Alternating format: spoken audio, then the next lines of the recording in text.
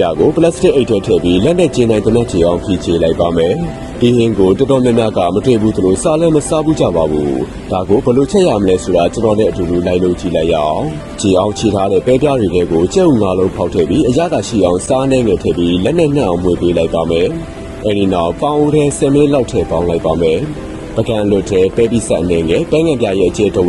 ဖျူးစီအနေငယ်အယောင်လောက်အောင်ပဲငံပြရဲ့နောက်စက်သားမို့ခွာချောင်းမို့ကော်ရီစွန်းတဝက်ထဲစော့ကိုနှံ့အောင်မှွေပြီးအတင်သုံးမှုဖယ်ထားလိုက်ပါမယ်။အိုးတဲ့စီပူလာရင်ဝတ်သားနုံနုံဆင်းထည့်ပြီးမီးအေးနဲ့ဖြည်းဖြည်းချင်းကြော်ပေးလိုက်ပါမယ်။ဝတ်သားတွေချက်အောင်ကြော်ပြီးတဲ့နောက်ချင်းကြက်သွန်ဖြူကြက်သွန်မိတ်ထည့်ပြီးမှုန်းနေအောင်ကြော်ပေးလိုက်ပါမယ်။အဲဒီနောက်ဆက်ထားတဲ့ဆော့တွေကိုဆန်းလိုက်ပါမယ်။ဆော့ချင်းနဲ့တင်ပြီးအနစ်ကျအောင်ကြော်ပြီးရင်တော့ပဲပြကျက်ဥပေါင်းပေါ်ဆန်းပေးလိုက်ပါမယ်။ဒီလိုချက်ထားတဲ့ပဲပြကျက်ဥပေါင်းကဆော့ချင်းနဲ့မွေးပြန်ပြီးအရန်စားလို့ကောင်းလို့ကြမ်းနေတတ်တယ်ဆိုရင်တော့အမြန်လိုက်လို့ချက်စားကြည့်လိုက်တော့နော်။